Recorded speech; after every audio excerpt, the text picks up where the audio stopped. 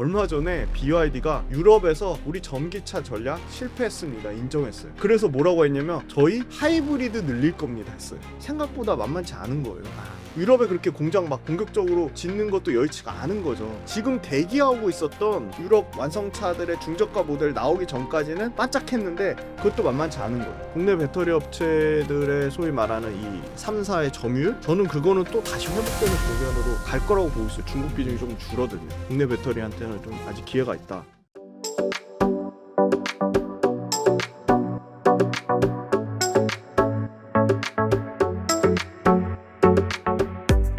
대표님, 2차 전지 산업이 위기라는 말이 나오고 있어요. 정확히 말하면 중국 2차 전지는 좋은데 우리나라 2차 전지가 어렵다는 얘기인데 2차 전지 업체들 연간 수익률 상황은 좀 어떤가요? 그 위기라고 얘기하는 게 저는 크게 두 가지로 보는데요. 최근에 CATL이 테크데이를 열었어요. 그래가지고 소듐 배터리, 나트륨 배터리 네. 소금으로 가는 거. 네, 소금 배터리. 네. 이제 그 소듐 배터리가 LFP랑 3원계 배터리 다 잡아먹을 거다. 뭐 불날 일 없고 네. 그다음에 가격 사고. 너무 안전하다고 하니까. 네, 성능만 네. 좋으면. 근데 보세요.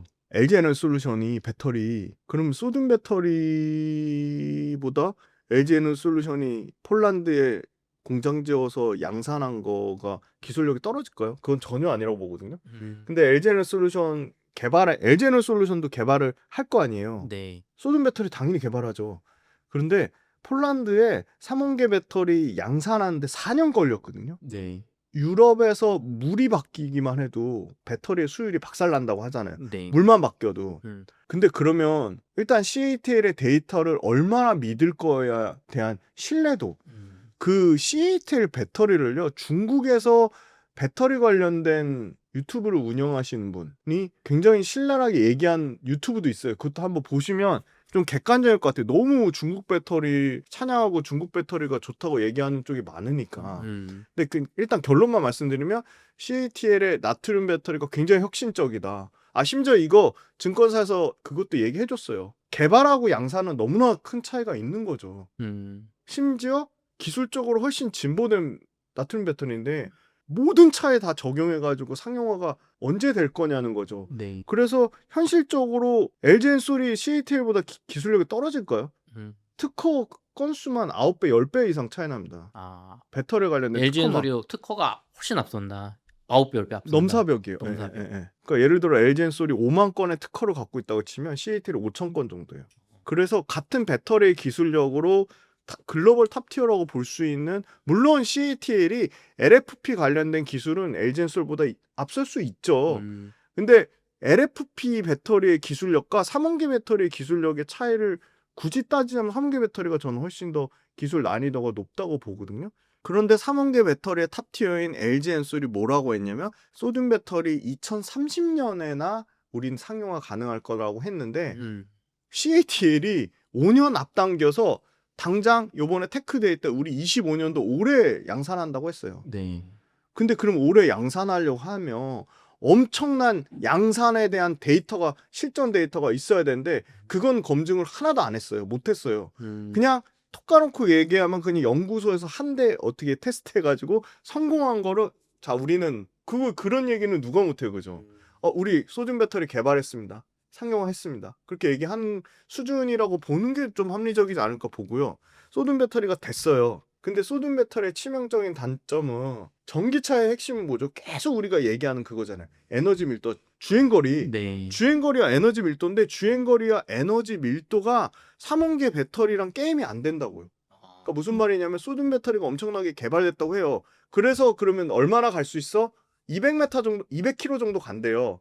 그러면 지금 전기차 풀 충전하는 3원계 배터리 얼마 가지? 600에서 700 가잖아요. 650에서 그 정도 가거든요. 3배 차이 나잖아요. 네. 그러면 결론은 뭐냐면 일단은 소듐 배터리는 LFP 배터리랑 둘이 치고받고 싸워서 경쟁해서 이긴 다음에 다시 3원계랑 붙어야 되는 거예요. 근데 지금은 LFP도 당장 LG 엔솔도 올해 25년도에 애리조나 공장, 미국 공장에서 지금 LFP 양산하잖아요. 그리고 내년에 26년도 삼성 SDI LFP 배터리 양산하잖아요. 이제 우리나라도 LFP 이제 본격적으로 미친 듯이 이제 LFP 양산할 거. 단 문제점은 그 LFP에 들어가는 양극재 제일 빠른 게 그나마 에코프로비엠하고 LNF인데 그게 27년도에 양산된대. 그래서 당장 LG엔솔이 중국 거 LFP 양극재 갖다 쓰잖아요. 아하. 상주리온 거. 그래서 그런 게 여러 가지 문제가 돼서 LFP에 대한 말들이 많은데 그 소듐 배터리라는 게 LFP랑 일단 경쟁에서 이겨서 올라와야지 결승에서 삼원계랑 붙는 거예요. 근데 그거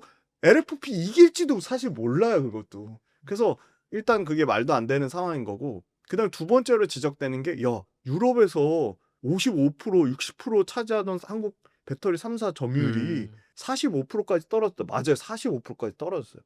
그런데 CATL하고 BYD의 점유율은 49%까지 올라갔네? 3% 역전됐네?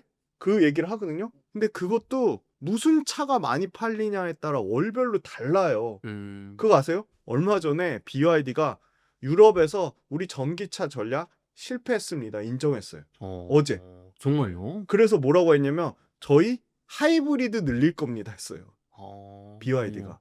그리고 지난번에 그때 굉장히 2달 전에 말씀드렸잖아요. BYD가 엄청 유럽을 공격적으로 드라이브를 걸고 주력으로 할 것처럼 봤지만 BYD의 주력은 BYD가 진짜 잘 팔리는 데는 어딘 줄 아세요? 진짜 잘 팔리는 데는요. 태국하고요. 동남아시아, 싱가포르, 인도네시아. 네. 그리고 생각보다 BYD 차가 브라질에서 또 좀 팔린대요.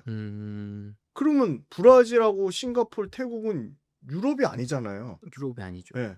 그러니까 동남아를 당연히 BYD나 CAT는 자국, 중국이 최우선이고 나머지 투트랙으로 가는 게 아시아, 중남미, 그 다음 순위가 유럽 정도인 거예요. 근데 유럽에 잘 팔리니까 공격적으로 진출하려고 했는데 실패 인정을 했다고요. BYD가. 탑티어인데 네. 막 50%, 100%씩 막 성장해요. 근데 하이브리드에 조금 더 비중을 높일 게 제가 얘기한 게 아니고 BYD CEO가 나와서 얘기를 했어요. 생각보다 만만치 않은 거예요. 유럽에 그렇게 공장 막 공격적으로 짓는 것도 여의치가 않은 거죠. 네. 그래서 BYD 점유율 급격하게 유럽에서 조금 떨어질 수도 있겠다 생각이 드는 이유가 지금 대기하고 있었던 유럽의 완성차들 있잖아요. 유럽은 당연히 자국차 보호해야 될 거 아니에요. 스텔란티스, 폭스바겐, 르노, BMW, 아우디, 벤츠 보호해야 되잖아요. 그 차들이 고가 차종만 만들지 않잖아요.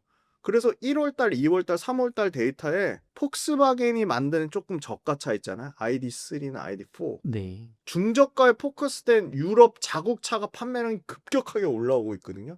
테슬라는 또 모델 Y가 아직 생산이 또 원활하게 모델 Y 주니퍼 신형 올라오면 그때 엄청 잘 팔릴 건데 왜냐면 중국에서 사전 예약만 20만 대가 넘었다고 하니까. 네. 근데 모델 Y 주니퍼 올라오는 동안 유럽의 자국 완성차들이 올라오니까 사실 BYD가 막 유럽에서 유럽 완성차들의 중저가 모델 나오기 전까지는 반짝했는데 그것도 만만치 않은 거예요. 그런 상황이 있어서 그러면 유럽에 공장을 지은 캐파가 BYD나 CATL이 LG엔솔이나 삼성 SDI하고 비교했을 때 게임이 안 되는 수준인 거죠. 그래서 그것도 그 기사도 있어요. BYD가 원래 또 CATL이 독일에 아주 공격적으로 뭐 100기가와트시까지 네. 공장을 지으려고 했는데 유럽에서 반대가 있어가지고 또 그것도 쉽지 않은 상황이다. 미국의 미시간에 CATL에 들어갔다가 그것도 중단됐다. 그러니까 이 데이터라는 것도 완성차 매달 팔리는 거에 따라 좀 봐야 돼요, 사실은. 그러니까 그것도 명확하지 않다. BYD가 막 계속 막 유럽에서 막 50%, 100%씩 성장할 정도로 유럽이 그냥 그걸 가만히 놔두지 않을 상황인 게 분명한 거고요. 그리고 삼성 SDI가 유럽에서 가장 사실은 포지션이 커서 삼성 SDI가 사실은 부진했는데 삼성 SDI 부진하는 동안에 어디가 엄청 많이 올라왔냐면 SK온이 진짜 많이 올랐어요. 판매량이. 네. SK온이 요새 아세요? 막 닛산이랑 계약 맺고 막 신규로 유럽 차들이랑 계약이 막 나와요. 15조짜리 계약 맺은 게 닛산하고 맺었거든요. 그래서 국내 배터리 업체들의 소위 말하는 이 3사의 점유율 저는 그거는 또 다시 회복되는 국면으로 갈 거라고 보고 있어요. 중국 비중이 조금 줄어들면. 일단 중국에 대한 뭐 CATL의 그 소위 말하는 뭐 나트륨 배터리가 막 엄청 상용화돼 가지고 막 네. LFP랑 3원계로 다 잡아먹을 거 그거는 조금 너무 과장된 측면이 있는 것 같고 두 번째 유럽에서 시장 점유율 줄어드는 거는 월별로 데이터 차이는 있지만 다시 유럽의 완성차, 유럽 자국의 완성차가 많이 팔리면 거기 배터리가 어디께 들어가고 어디 양극재가 들어가고 어디 음극재를 쓰는지 보면 국내 배터리한테는 좀 아직 기회가 있다. 그렇게 보고 있고, 세 번째는 중국에서 진짜 충격적인 거는 CATL하고 BYD가 엄청나게 실적이 좋은데 네. 보조금을 빼면, 중국 정부의 보조금을 빼면 얘네가 과연 흑자를 유지할 수 있을까? 그게 퀘스천 마크예요. 아.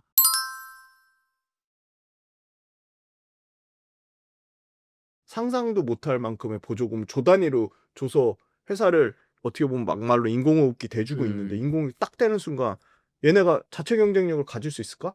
그걸 생각하고 있어요. 보조금에 대한 지원이 보세요. 예를 들어 전기차 그렇게 중국이 잘한다고 해서 엄청 지원했다가 네. 중국이 어느 순간 야, 그 보조금 AI 쪽으로 돌리자. 원전으로 돌리자. 우리 지금 원전 400기가 짓고 있잖아. 그러면 BYD나 CATL이 가뜩이나 유럽이나 미국에 공장 지은 것도 없는데 보조금으로 밀어내기 엄청 했는데 중국에서 보조금을 전기차 쪽이 아니라 배터리 쪽이 아니라 다른 쪽으로 돌린다고 생각하면 와, 그거는 BYD나 CATL 박살날 수도 있겠다. 그냥 박살이 아니라 보조금 딱 중국 자국 정부에서 보조금 끊는 순간 진짜 개박살 날 수 있겠다. 근데 반면에 국내 배터리는 네. 와, 너무 심각할 정도로 보조금 아예 안 주잖아요. 맞아요. 보조금 없이 그냥 자생했잖아요. 너무 대단한 거죠.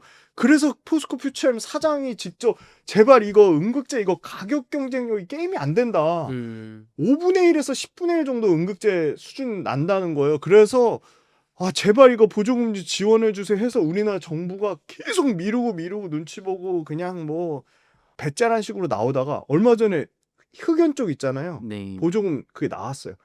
여야 합의 그것까지 가서 아마 지원 방향으로 나올 것 같으면 그럼 이제 흑연 쪽에 좀 게임이 될 것 같아요. 우리도 우리나라 정부의 보조금 흑연 쪽, 응급제 쪽 지원을 받으면.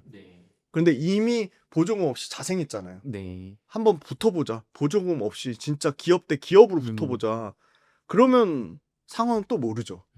상황은 또 모르고 LG엔솔이 진짜 잘하는 건 뭐냐면 지금 벌써 증명하고 있잖아요. 최고 기술력을 테슬라 스페이스 X에 납품하면서 베어로보틱스에 납품하면서 이미 어플리케이션을 다양화하고 있어요. 지금. 어플리케이션 다양화하고 있는데 당장 지금 상용화 들어가는 데서 포지션이 엄청 커지는 데가 어디냐고 보면 테슬라도 요번에 실적 1분기 실적 박살 났는데 딱 하나 좋은 게 ESS 에너지 저장 장치거든요. 네. 와, ESS도 상상을 초월할 정도로 중국이 말도 못하게 지금 장악하고 있어요. 에너지 저장 장치요. 85%래 중국 시장이. 와, 엄청나네. 미국과 유럽 그냥 다 그냥 중국 ESS거든요. 네. 그러니까 중국이 ESS 잘 되니까 CATL, BYD ESS 만들거든요. 그러니까 CATL, BYD 실적이 좋은 거죠. 그런데 그거를 뺏겠다는 거예요. 지금 일단 미국에서 올해 말까지 ESS 중국산에 153% 관세. 내년 1분기 26년도 1분기 때 173% 관세. 그럼 그런 순간 그냥 가격이 중국산 ESS가 가격이 박살나서 그 시장을 삼성 SDI나 LG엔솔이 야금야금 뺏어갈 수 있다는 거죠. 사실상 150% 관세 이러면 뭐 안 사겠다는 얘기죠. 그죠, 안 사겠다는 얘기죠. 실제로 데이터에서 나오고 있고요, 지금. 그래서 아마 그럼 그 ESS 시장도 누가 가져가냐? 가장 수혜는 파나소닉하고 LG엔솔이라고 봅니다. 탈중국. 근데 그거 미국만 그런 건 아니에요. 네. 유럽도 ESS 시장이 엄청나게 커지고 있잖아요. 유럽 신재생 강국인데 신재생 아까 말씀드렸잖아요. 그 전력이 수급이 너무 불안해가지고 어딘가에 저장해놨다가 야간에 돌릴 때 써야 되고 그 에너지를 해야 되는데 ESS가 24년도에 1조 8천억이에요. LG엔솔 매출이 얼마인 줄 아세요? 30조가 넘잖아요. 근데 네. 1조 8천억이에요. 아, 올해 2조 5천억으로 올라오고요. 내년에 3조 사이즈. 여기 그냥 다 앞에 숫자가 바뀌죠. 네. 1조, 2조, 3조, 27년 뭐 4조 5천억 이렇게 가거든요. 근데 비중 단에서는 10%밖에 안 된다. 아. 근데요, 파나소닉하고 CATL은요, 전체 매출에서 ESS가 차지하는 비중이 30% 40%예요. 그러니까 전기차 박살나도 ESS가 벌컥하고 남는 거예요. 그럼 ESS 시장이 얼마나 커질 거냐? 전체 전기차 시장은 예를 들어 850조라고 보면 뭐 1000조까지 얘기하는 데도 있으니까 850에서 1000조라고 보면 ESS 시장이 지금 이제 어디까지 올라갈 거나 보면 전기차 시장이 한 40%까지는 올라온다고 봐요. 그럼 850조에 40조면 몇 조죠? 320조 시장이에요. 네. 어마어마하게 큰 시장이죠.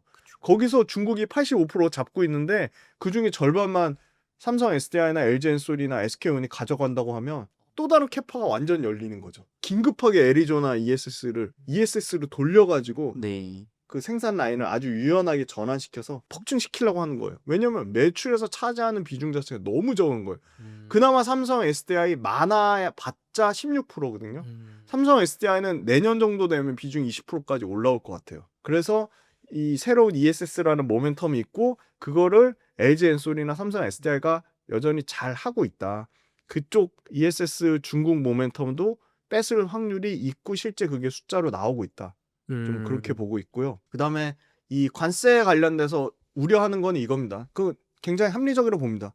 관세가 결국은 전기차의 가격을 올려가지고 네. 전기차 수요를 둔화시킨다고 하는데 보세요. 지금 포지셔닝이 미국에서는요 전기차의 침투율은 9.7%예요. 10%가 안 돼요. 네. 저거 관세 올리면 무슨 차가 더 타격을 많이 받을까요? 휘발유차가 더 타격을 많이 받아요. 와. 휘발유차 가격 같이 올라가. 자, 관세 올릴 거예요. 전기차만 가격 올리고 휘발유차는 뺄게 이게 아니잖아요. 같이 올라가니까. 전기차, 휘발유차 같이 가격 올라가요. 근데 보세요. 전기차는요. 배터리 가격 박살나가지고 가격이 계속 지금 떨어지고 있어요. 그러면 휘발유차 가격 올라가고 전기차는 전기차 자체 가격 경쟁력으로 가격을 내리잖아요. 그러면 이 관세 때문에 자동차 가격 올라가서 휘발유차 가격 올라가면 사람들이 뭐야 그나마 싼 맛에 휘발유차 많이 고를 수 있어가지고 그리고 휘발유차가 더 디자인도 멋진 게 많고 안정적이어서 휘발유차를 택했는데 전기차 이 관세 때문에 가격 상승돼서 전기차 수요 둔화된다? 이건 논리적으로 너무 비약이 심해요. 그렇죠. 전기차만 가격을 올리는 게 아니니까. 네. 그리고 가장 얘기가 많이 나왔던 게 캐나다하고 멕시코에서 생산하는 거 그 일단 90일 유예됐잖아요. 네. 근데 멕시코가 지금 가장 트럼프를 우쭈쭈 잘 달랜대요. 멕시코 그 대통령이.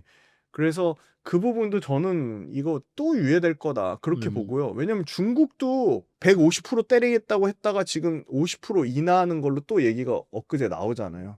낮추는 방향으로. 근데 그럼 관세 때문에 예를 들어 가격을 올렸다고 쳐요. 그러면 그거를 예를 들어 에코프로비엠이나 포스코 퓨처엠이나 LG엔솔이 때려 맞을까요? 저는 그렇진 않다고 봐요. 전방 고객사들한테 가격 전가할 거라고 봅니다. 판가 전이할 거라고 봅니다. 그러니까 그 가격에 대한 부담을 온전히 국내 배터리 3사나 밑에 양극재 업체들이 떠안진 않을 것 같아요. 그건 말이 안 돼요. 재미난 건 포스코 퓨처엠은 예를 들어 LG엔솔이랑 계약할 때 네. 아니면 완성차의 직납으로 계약할 때 그 계약을 맺었어요. 중장기 바인딩 계약. 그 바인딩 계약의 의미는 뭐냐면 어떤 중간에 이 가격 변화가 있을 때 그거를 전방 고객사 측면에 전개할 수 있는. 그래서 그 레포트에 나오더라고요. 포스코 퓨처엠 예를 들어 포스코 퓨처엠도 그럼 뭐 예를 들어 관세로부터 얼마나 타격을 입냐. 우리는 중장기 바인딩 계약을 바탕으로 상당히 관세부터 제한적이다라고 그렇게 밝혔고요. 관세가 예를 들어 25%로 그냥 딱 확정이 됐다. 그럼 배터리 셀 업체의 생산 원가가 15% 정도 올라간다고 해요. 15%. 그럼 이 15% 원가 올라가는 거를 우리 배터리 업체나 그 밑단의 원자재 업체가 그냥 다 때려 맞는 게 아니라 이 중에 절반 이상은 전방 업체에 전이하고 우리가 뭐 반 정도 7에서 8% 정도 부담할게. 그 정도 선으로 합리적으로 타협이 될 거라고 봐요. 그럼 7, 8% 올라가는 거 이미 원자재 가격 박살나고 이미 가동률 50% 미만으로 떨어졌는데 그럼 그게 얼마나 숫자적으로 타격을 입을까요? 저는 그거는 이 관세로부터 영향 나오는 거는 멕시코 공장이 됐던 캐나다 공장이 됐던 캐나다는 또 그것도 있어요. USMCA 요 규정에 충족하면 관세 회피 구역으로 나올 것 같아요. 네. 요거는 좀 공부 차원에서 한번 찾아보세요. USMCA 요거 충족할 경우에는 관세 회피가 가능할 것으로 봐요. 캐나다는. 대표님 그러면은 지금 LG엔솔이나 삼성 SDI가 지금 수혜를 받을 것들이 좀 예상이 되는데 있죠. 네. 실제 주가 측면에서도 그게 좀 반영이 되고 있나요 이미? 일단 삼성 SDI는 유증을 때렸잖아요. 유상증자. 네. 2조를 때렸죠. 그 2조 3천억인데 줄였더라고요. 1조 7천억으로. 유증에 대한 이슈가 있었고 주가 측면으로 보면 평균값이 마이너스 4%예요. 근데 이 마이너스 4%도 뭐 때문에 유지됐냐? IT랑 같이 하는 데들 있잖아요. 이런 데는 플러스예요. 솔브레인 플러스 났고요. 그 다음에 한솔케미칼 이런 거 다 IT 같이 하잖아요. 네. 플러스 났죠. 그 다음에 이제 대주전자재료가 뭐 김문수 테마라고 해서 얘기하시는 분이 있는데 그건 아닌 것 같아요. 네, 대주전자재료 플러스고요. 그 다음에 LG엔솔 플러스예요. 25년도 1월달 들어서. 그 다음에 포스코홀딩스 플러스고요, 당연히. 네. 그다음에 이제 삼성 SDI는 마이너스예요. 여기 보시면 마이너스 23%. 아. 상당히 오히려 관세에 대한 부분, 유증에 대한 부분, 실적 악화에 대한 부분이 주가에 상당 부분 녹여 있다. 아. 예. 삼성 SDI 보세요. 고점 대비 78% 빠졌고요. LG엔솔 고점 대비 45% 빠졌어요. 그나마 LG엔솔이 선방하고 있죠. 네. 왜냐하면 삼성 SDI보다 훨씬 더 고객사가 다변화돼 있고 삼성 SDI보다 훨씬 더 가장 최근의 기술 트렌드는 물론 삼성 SDI가 하는 각형을 LG엔솔이 못해서 그 각형의 일부 물량은 삼성 SDI가 계속 독점적으로 가져갈 가능성이 높지만 네. LG엔솔이 하는 게 뭐죠? 지금 가장 핫한 트렌드는 뭐예요? 테슬라가 하는 4680 원통용 배터리잖아요. 네. 그 원통용 배터리의 국내 탑티어도 아니고 글로벌 탑티어잖아요. 그래서 LG엔솔이 최대 수혜를 받는 거고 그리고 공장 규모가 게임이 안 되잖아요. 삼성 SDI 인디애나 공장, 스텔란티스 거, 스타에너지 이제 막 첨단 생산세액 공제 받겠다는 거고 LG엔솔은 이미 지금 첨단 생산세액 공제만 올해 아마 2조 5천억 정도 사이즈고요. 내년에 아마 한 4조 넘을 겁니다. 그러니까 검증된 거죠, 그냥 LG엔솔은.